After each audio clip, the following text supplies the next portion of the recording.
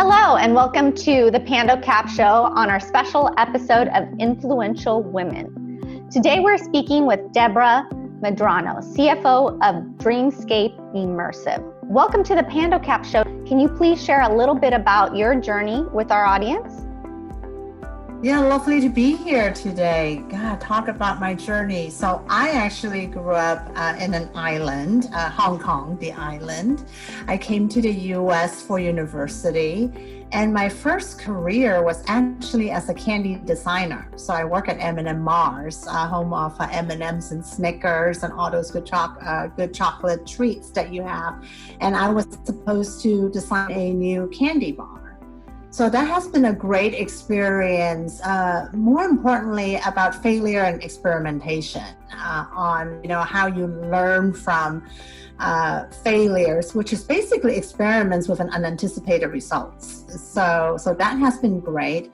I realized that research and development is not my long-term career journey, so I went to Stanford to get an MBA to learn about the world of business. So that has launched a career in strategy and new business development in various industries. I work at Visa and financial services. I work in office products at Avery Dennison. And then Disney came calling. So that launched my career into entertainment. I was head of strategy for Disney Consumer Products division. I later got promoted to become CFO for their global licensing business, which had revenue of $1 billion at that time. So from there, I worked at different companies in entertainment. Discovery Channel. I was a key partner with Warner Brothers working on Harry Potter.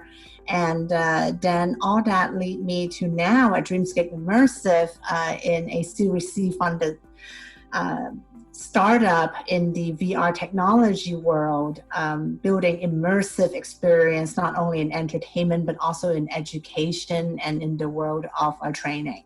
So as you mentioned, you've been in many companies with big brands like Disney, Live Nation, Discovery.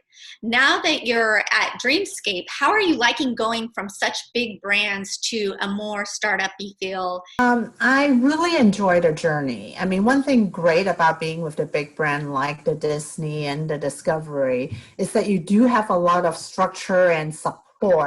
However, your personal impact is very defined and finite. It's almost like you have a box that you're part of.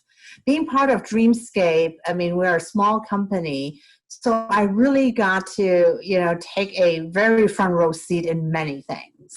And I'm the CFO there, and, it was entitled, but I pretty much do everything from the financial and analyst, to really be very involved in accounting, which I haven't really been done before, to really be the person that is setting up the processes and the system, not only for Dreamscape now, but looking into the future. And I could be kind of in that author role versus in big company, you tend to just be one piece. You got to either author it, or you got to implement it, or you got to enforce it. So it's been great being part of a smaller company where I could be more on the driver's seat.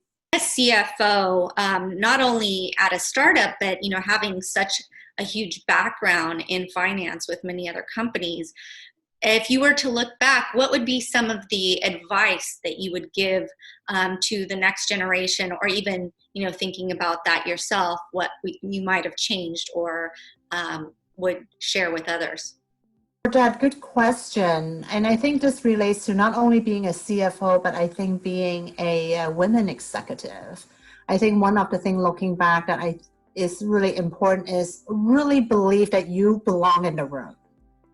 Like whatever meeting, whatever setting, whatever conversation you are in, I do find, at least myself and a lot of my women peers, they tend to go like, maybe I shouldn't speak up. Or if there's a big conference room, there's a lot of tendency that women would tend to pick the seat, not at the boardroom table, but along the conference room.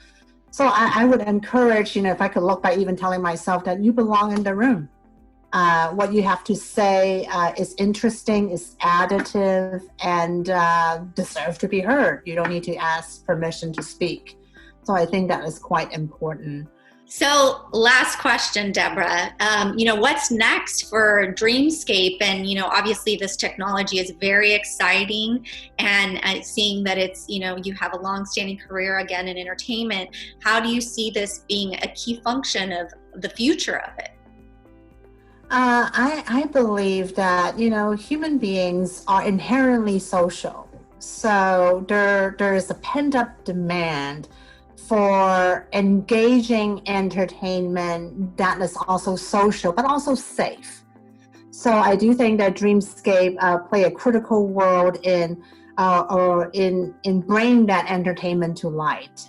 Inherent in our business model is a controlled environment, controlled social environment that we could really let you know that you could be safe. But in addition to that, as I mentioned, Dreamscape had very powerful VR technology platform and the way of telling immersive stories, and that could apply to the world of education as training as well. So for Dreamscape, we are definitely figuring out what that looks like, not only to entertain you, but also to educate you in a manner that drives better engagement for students, as well as improving their learning outcomes. So that is something that I'm excited about in the future for the company.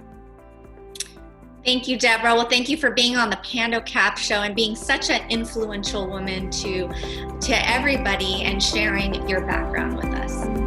Oh, it's my delight to be here. Thank you.